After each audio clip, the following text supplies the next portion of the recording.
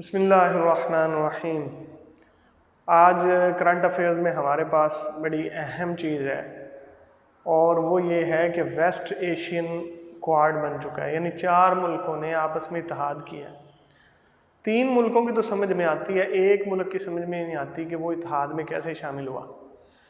پہلا اس میں انڈیا ہے، دوسرا اس میں امریکہ ہے، تیسرا اسرائیل ہے۔ یہ تینوں تو آپ یوں سمجھیں کہ یہ ان کا اتحاد ہو سکتا ہے کیونکہ یہ تینوں کے تینوں مسلمان کے یا اسلام کے اگینسٹ کام کرتے ہیں یا پاکستان کے اگینسٹ کام کرتے ہیں، یا آپ یوں سمجھ لیں کہ ریجن کے اندر اپنا کنٹرول حاصل کرنے کے لیے انڈیا جو ہے وہ اسرائیل اور امریکہ کی مدد ہمیشہ لیتا رہا، اور ان کو بھی پاکستان اور دوسرے جتنے بھی اسلامک کنٹریز ہیں ان کو قابو کرنے کے لیے امریکہ ہمیشہ انڈیا کا سپورٹیو رہا اور انڈیا سے کام لیتا رہا۔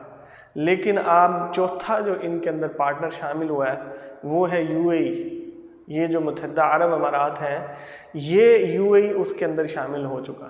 اب بات یہ ہے کہ یہ تو ایک مسلمان ملک ہے، اور یہ ساری کی ساری جو آپ کو پتہ ہے اسرائیل دنیا میں سب سے زیادہ اس کا جو ایجنڈا ہے وہ اسلام کے خلاف ہے، وہ اپنی یہودیت کو پروموٹ کرنے کے لیے، گریٹر اسرائیل کے لیے وہ لوگ کام کرتے ہیں۔ تو اب یہ ہے کہ UAE اس میں کیسے شامل ہو گیا؟ اب تک تو یہ مخالف تھے، اب تک تو جو ہے پیچھے جو ٹینیور گزرا، نبی صلی اللہ علیہ وسلم کی حدیث بھی ہیں کہ یہود و نصارہ کو جزیرہ عرب سے نکال دو، تو ان کا آپس میں اتحاد کیسے ہو گیا؟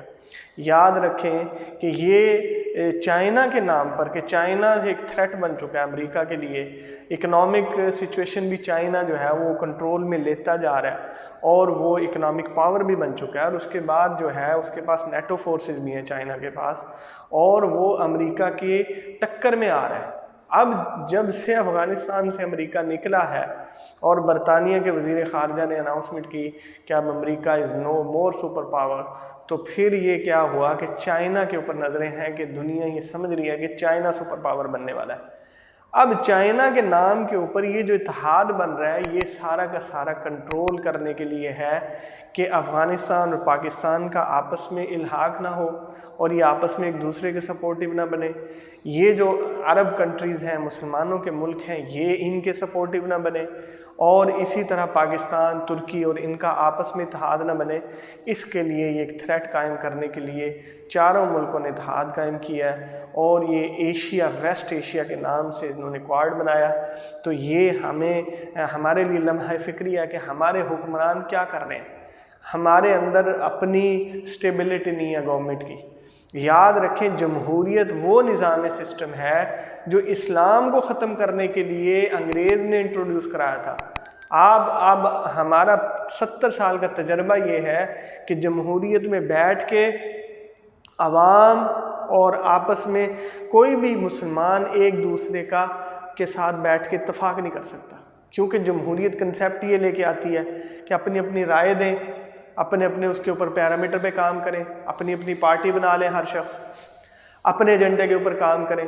تو جب میرے سامنے ڈفرینٹ پارٹیاں کھڑی ہو جائیں گی تو ایک گھر کے اندر باپ اور بیٹا بھی ایک دوسرے کے سپورٹیو نہیں ہوں گے، وہ کہے گا یہ پارٹی ٹھیک ہے، وہ کہے گا یہ پارٹی ٹھیک ہے۔ اور اللہ رب العزت اور نبی صلی اللہ علیہ وسلم جو نظام لے کر آئے ہیں، جو اللہ رب العزت نے دیا، اس کا بیسک کنسیپٹ یہ ہے کہ پوری امت ایک جگہ اکٹھی ہو جائے، پوری امت میں اتفاق اور اتحاد ہو۔ اسی لیے آپ حدیث کے اندر دیکھیں کہ نبی صلی اللہ علیہ وسلم امت کے اتحاد پر زور دیتے ہیں۔ اگر کسی نے ہجرت کی ہے تو وہاں سے مسلمان انصار بنے اور ان کی مدد کریں، اور اس طرح سے میثاق مدینہ جیسے آپ کو پتہ ہے کہ کتنے مضبوط رشتے قائم کر دیے تھے، حتیٰ کہ انہوں نے اپنی پراپرٹی اور جائیداد دینے کے لیے انصار نے قربانیاں دی ہیں کہ ہمارا جو بھی ہے، اگر 2 گھر ہیں تو ایک تمہارا، اگر ہماری زمین ہے تو آدھی تمہاری، اور اسی طرح سے انہوں نے اتنی بڑی بڑی قربانیاں دی۔ تو اسلام جو ہے وہ مسلمان کو جوڑتا ہے اور امت کو جوڑتا ہے، اور اس میں اسلام میں اجازت نہیں ہے کہ مسلمان جو ہے وہ 2 امیر بنائیں، نہیں، پوری دنیا کے اندر اسلام کا ایک امیر ہوگا۔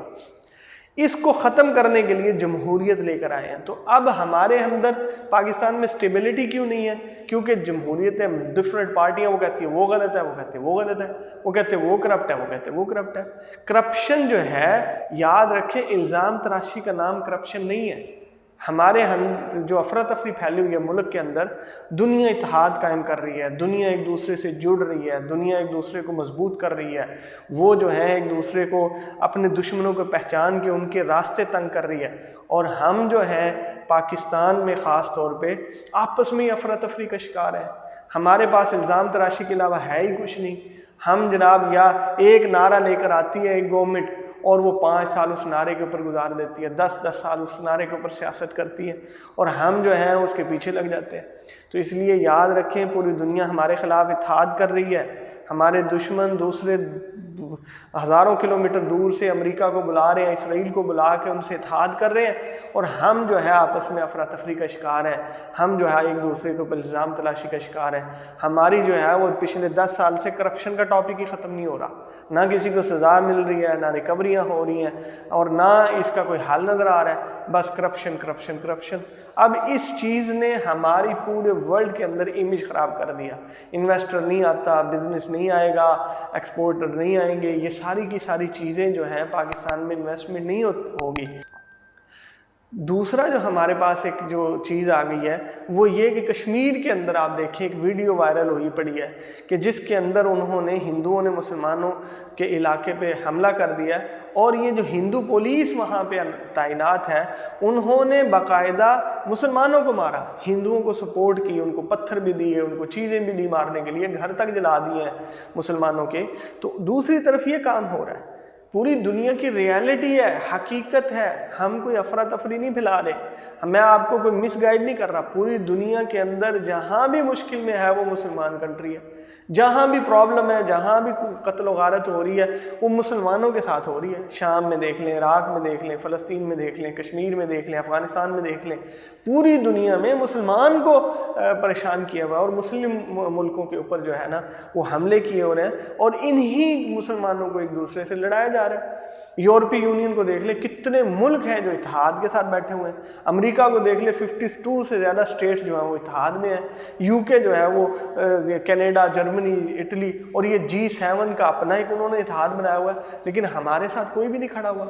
ہم پوری دنیا کی قربانیاں بھی دے دیں، ہم نے 20 سال امریکہ کی ایک ایک بات ان کی مانی ہے، ڈو مور ان کا ختم نہیں ہوا، اور پھر بھی وہ ہمیں اپنا ساتھی نہیں سمجھتا، پھر بھی وہ ہمارے اگینسٹ انڈیا کے ساتھ اتحاد کر کے بیٹھا ہوا ہے۔ تو اس لیے ہمیں فلسطین کا مسئلہ حل کرنا ہے، وہ ہم پبلسٹی بھی نہیں کرتے، نیوز بھی نہیں دیتے، ہم اس کے اوپر آواز بھی نہیں اٹھاتے، کیونکہ ہمیں چھوٹی چھوٹی چیزوں کے اوپر الجھا دیا گیا ہے۔ تو اب یہ جو ہے ہمارے جو ملک کے اندر جو ہو رہا ہے، ہماری اپنی گورنمنٹ کے اندر دیکھ لیں، مہنگائی عروج پہ جا رہی ہے، پیسے کی قدر انتہائی نیچے جا رہی ہے، ڈالر مہنگا ہو رہا ہے۔ آپ جو ہیں، ہم پاکستان میں جو لوگ بیٹھے ہیں ان کو اندازہ نہیں ہے، جب ہم یہاں پر آؤٹ سائڈ آف کنٹری بیٹھے ہوئے ہیں، ہمیں اگر وہاں سے کوئی مال منگانا ہے، کنٹینر منگانا ہے، یا وہاں پہ مال بھیجنا ہے، سب سے پہلے پیسہ جاتا ہے امریکہ کے اندر۔ کیوں جاتا ہے؟ ڈالر۔ ہم تو پاکستان سے لین دین کر رہے ہیں، اگر ڈالر میں ہی ہم نے لین دین کرنا ہے، کوئی بھی مجبوری آپ سمجھ لیں، تو ڈائریکٹ پاکستان کے وہ جو ڈیلر ہے اس کے اکاؤنٹ میں جانا چاہیے، یا جو کسٹمر ہے جو جس کے ساتھ ٹریڈ کر رہے ہیں اس پارٹی کے یا اس کمپنی کے اکاؤنٹ میں جانا چاہیے۔ ہمارا پیسہ کیا ہوتا ہے، پاکستان سے کوئی بھی کنٹینر شپ ہوتی ہے، کتنی بھی ٹریڈ آپ کر لو، آپ کا پیسہ پہلے امریکہ میں جائے گا، 5-7 دن وہاں پہ پڑا رہے گا، اس کے بعد آپ کے پارٹی کو ملے گا۔ تو یہ جو پروسیس ہے یہ بھی ہمیں مارنے والا ہے۔ تو اس لیے روپے کی قدر تو آٹومیٹکلی کم ہونی ہے، اور پہلے بھی میں ایک ویڈیو میں بتا چکا ہوں کہ جب آپ نے اسٹیٹ بینک ہی آپ نے ورلڈ بینک کو اور امریکہ کو دے دیا، اور آپ اپنی مرضی سے پرنٹنگ بھی نہیں کر سکیں گے، تو ڈیفینیٹلی پھر تو آپ کی انفلیشن ریٹ بڑھے گا، اور پھر آپ کی جو ہے وہ قدر کم ہوتی چلی جائے گی۔ تو اس لیے اپنے ملک کو سنبھالنا ہے ہمیں، ہمارے جو ہے نا وہ تو تبادلے ہی نہیں ہو رہے ہیں، فوج کی تعیناتیاں نہیں ہو رہی، اور ہمارے جو اہم بیوروکریٹس ہیں، ہماری جو جوڈیشری ہے، وہاں پہ ہم اہم فیصلے نہیں کر پا رہے ہیں، اسی میں الجھن کا شکار ہے۔ دنیا کہاں سے کہاں پہنچ چکی ہے، ہم اپنے ملک میں جو ہے وہ اس کو سیٹ نہیں کر پا رہے ہیں۔ اب احتجاج بھی ہو رہا ہے، آپ دیکھ لیں کہ یہ ایک نیا دھرنا شروع ہو گیا، آپ مسئلہ نہیں حل کر رہے، آپ کو اپنے نبی صلی اللہ علیہ وسلم کی حرمت کا خیال تک نہیں ہے۔ سب کچھ کرنے کے باوجود آپ اپنے نبی صلی اللہ علیہ وسلم کی حرمت کے لیے کچھ نہیں کر پا رہے ہیں۔ ہم تعلیم یافتہ ہیں، ہم بڑے گریجویٹ ہیں، ہم نے بڑی بڑی ڈگریاں لے لی ہیں، اور یہ ہماری حیثیت ہے کہ ہمارے سامنے ہماری نبی کی عزت کا بل پیش کیا جائے کہ آپ کے نبی کی عزت کے اوپر جو ہے وہ قانون بننا چاہیے۔ یہ پارلیمنٹ میں ہو رہا ہے، یہ ہمارے ملک میں ہو رہا ہے۔ تو جب یہ سب کچھ ہوگا تو عذاب اور مصیبتیں تو آئیں گی۔ نہ ہم اللہ کے وفادار ہیں، نہ رسول اللہ کے وفادار ہیں، نہ ہم اسلام کے وفادار ہیں، نہ اپنے ملک کے وفادار ہیں، نہ پارٹی کے وفادار ہیں، نہ ہم اپنے قوم کے ساتھ وفادار ہیں۔ تو ہمارا کام پھر کیا ہے؟ ہم کیا کر رہے ہیں؟ کوئی بھی ادارہ ہمارے اندر مخلص نہیں ہے جو ہمارے ملک کے لیے، قوم کے لیے، اسلام کے لیے، اللہ کے لیے، اپنے نبی کی حرمت کے لیے کام کر لے۔ تو اس لیے گزارشات یہ ہیں کہ اپنے ملک کو سٹیبل کریں، یہ جمہوریت کے نام پر اختلافات کو ختم کیا جائے۔ اپنے نبی کی حرمت کا جب ہم اس کے لیے سٹینڈ لیں گے تو انشاءاللہ اللہ رب العزت ہمیں دنیا میں بھی عزت دیں گے اور آخرت میں بھی اللہ رب العزت ہمیں سرخرو کریں گے۔ تو اس لیے ہماری یہ گزارش ہے کہ یہ دنیا جس طرح مل رہی ہے، یہ ویسٹ جو ایشین کوارڈ بن چکا ہے، ہمیں بھی اپنے اتحادی بڑھانے ہیں، اپنے ملک کو انٹرنلی اسٹرانگ کرنا ہے۔ ہماری ایجنسیوں سے اور ہماری سیکورٹی اداروں سے گزارش ہے کہ وہ اپنے ملک کو سٹیبل کریں، یہ اختلافات کو ختم کریں، اور سٹیبلٹی ہونی چاہیے۔ اس کے بعد جو ہے ہماری اکانومی بھی اسٹرانگ ہوگی، ہمارے عوام بھی خوشحال ہوگی، ہمارا ملک انشاءاللہ اسٹرانگ ہوگا، ترقی کرے گا، اور اسلام بھی انشاءاللہ زندہ ہوگا۔ Thank you.